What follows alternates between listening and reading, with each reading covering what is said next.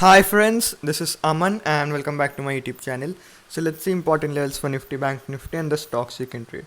So in the last trading session we had discussed if Bank Nifty goes below 33,300 then it can fall till 33,180 to 33,000 and Friday's low was around 33,080. From there we saw a recovery in Bank Nifty. So tomorrow if Bank Nifty opens below 33,400 then it can remain negative and can again test 33,200 to 33,100, 33,000. But in case if we see a flat opening, then after crossing 33,750 Bank Nifty can go till 34,000, and in case of gap up opening Bank Nifty can remain in this range, that is 33,750 to 34,000.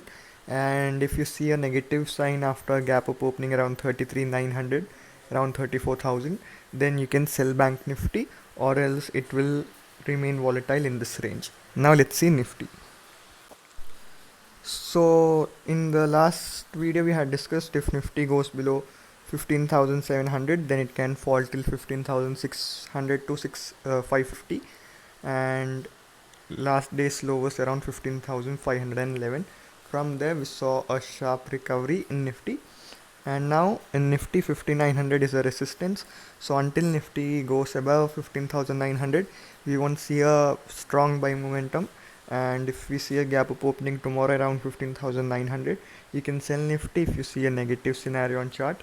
If it goes below 15,700 then it can fall till 15,630 to 600, and below 15,600 it can again go till 15,500, and in this range, that is 15,500 to 15,900, it can remain volatile. Now let's see our today's stock.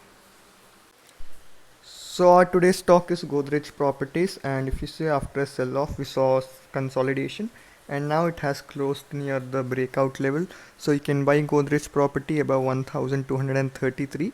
The next resistance is around 1270, so 1270 will be the target, and for this trade you'll have to maintain a stop loss at 1208.